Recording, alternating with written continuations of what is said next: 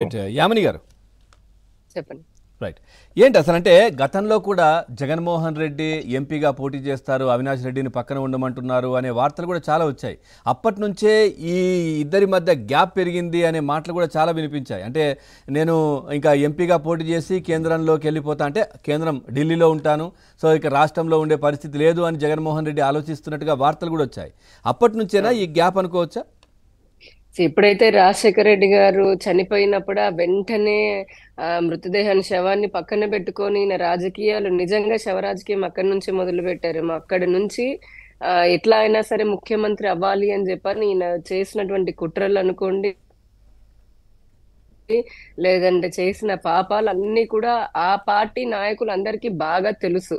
కాకపోతే అప్పట్లో ఎవరు బయట పడలేదు అనుకుంటా. ఆయన అధికారంలో ఉన్నప్పుడు మీరు చూడండి, మొదట్లో విజయసాయి రెడ్డి అని చెప్పి అన్నాడు. ఆ తర్వాత మరి వాళ్ళిద్దరికి ఏం పొసగలేదో మనందరికీ మామూలు తెలిసిందే. ఆయనను పక్కన పెట్టి సకల శాఖ మంత్రి అని చెప్పని సజ్జలను తీసుకుని వచ్చాడు.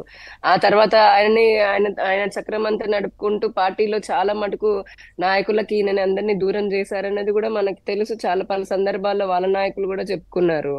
అలాగే ఇంకొక పక్క పెద్దిరెడ్డి రామచంద్రారెడ్డి అని చెప్పని ఇట్లాగా ఎవరైతే ఆ పార్టీలో అంటే ఒక కోటరీ లాగా పెట్టుకొని ఇంకా కొంతమంది సలహాదారులు అని చెప్పని పెట్టుకున్నాడు. అంటే ఏ విధంగా తన పార్టీని తను భ్రష్టు పట్టించుకోవాలో, తన పార్టీ నాయకులకి తను ఎలా దూరం అయిపోవడానికి ఆయనే ఛాన్స్ తీసుకుని అంటే ఆయన మొక్కలు ఆయనే నాటుకున్నాడు.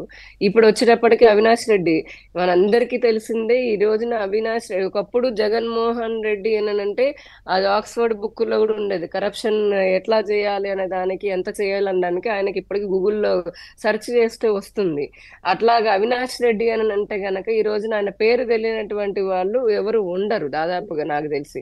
అంతటి తీవ్రమైన నేరాలు చేసి సహకరించి ఈ రోజున ఇంకా అందరికి ప్రజలకు తెలిసిపోయి అటు న్యాయస్థానంలోనూ కార్నర్ అయిపోయి భవిష్యత్తులో అత్యంత సమీపంలోనే తొందరలోనే ఇది ఆయన ఒక్కడే కాదు, ఇంకా చాలా కేసుల్లో వైసీపీ నాయకులందరూ కూడా జైళ్ళకి వెళ్ళేటటువంటి పరిస్థితి ఉంది. ఈవెన్ చాలా కేసుల్లో జగన్మోహన్ రెడ్డి కూడా జైలుకి మళ్ళీ తిరిగి వెళ్ళేటటువంటి అవకాశం కూడా లేకపోలేదు. వీటన్నిటిని చూసుకుంటే గనక నాయకుల మధ్యలో గ్యాపులు ఉన్నాయి. ఓకే, ప్రసాద్ గారు.